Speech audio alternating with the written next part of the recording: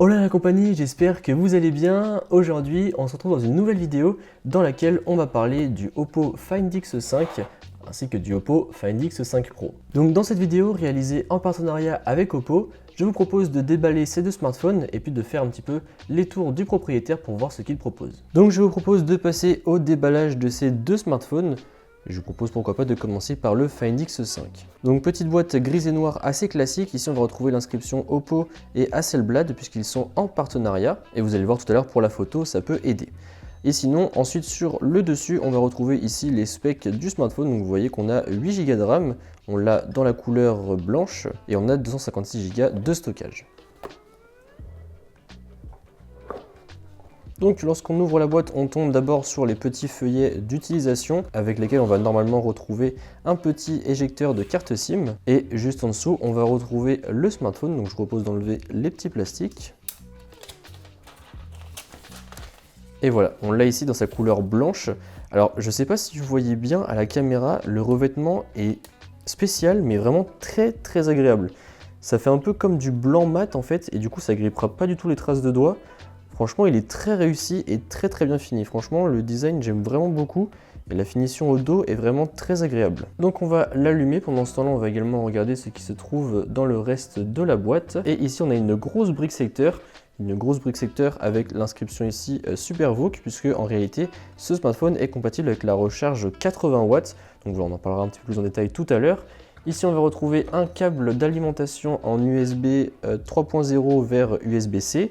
Et ici, on va retrouver un petit objet très pratique qui est un USB 3.0 vers USB-C qui va servir notamment pour transférer vos données. Donc, on va configurer ce petit Find X5 après et puis désormais, on va s'intéresser au Find X5 Pro. Donc, on ouvre la boîte. Pareil, on retrouve une boîte similaire grise et noire avec les specs sur le dessus. Donc ici, on a le modèle en 12 Go de RAM et 256 Go de stockage. Donc pareil, les petits feuillets juste ici.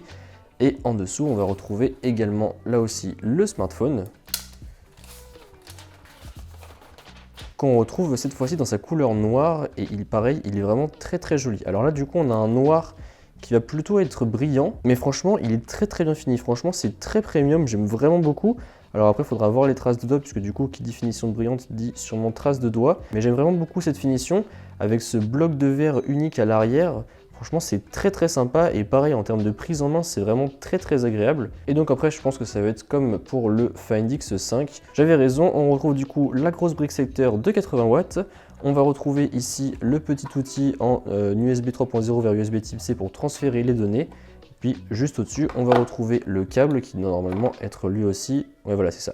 Lui aussi, il est en USB 3.0 vers USB Type C. Et puis, désormais, eh bien, je vais configurer les deux smartphones et puis on en reparle juste après. Donc, on va rentrer un peu plus en détail dans ces deux smartphones. Côté processeur, vous aurez un Snapdragon 888 sur le Find X5 et sur le Find X5 Pro, vous aurez un Snapdragon 8 Gen 1. Donc, en fait, si vous voulez, c'est un cran au-dessus par rapport encore au Snapdragon 888. Côté RAM, vous aurez 8 Go dans le Find X5 et 12 Go dans le Find X5 Pro. Même s'il faudra approfondir les tests, de ce que j'ai pu faire avec ces deux smartphones, ils m'ont l'air relativement fluides. Aucun ralentissement n'est à noter, même avec plusieurs applications qui tournent en même temps. Et d'ailleurs, vu qu'on parle de processeur, eh bien sachez que ces deux smartphones ont également un autre processeur dédié cette fois-ci à la photo et à la vidéo. Donc là, pareil, il faudra voir sur le long terme ce que ça donne. Normalement, c'est censé un petit peu sublimer les clichés, vous aider également pour tout ce qui est traitement de vidéo, les photos de nuit, etc.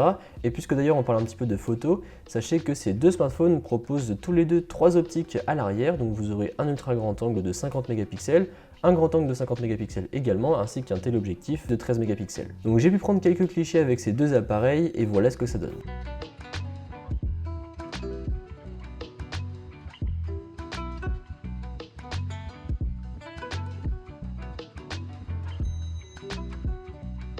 Même si encore une fois on rentrera plus en détail dans le test complet pour ce qui est de la partie photo et vidéo et même pour tous les autres aspects, comme vous avez pu le voir, c'est vraiment pas mal du tout.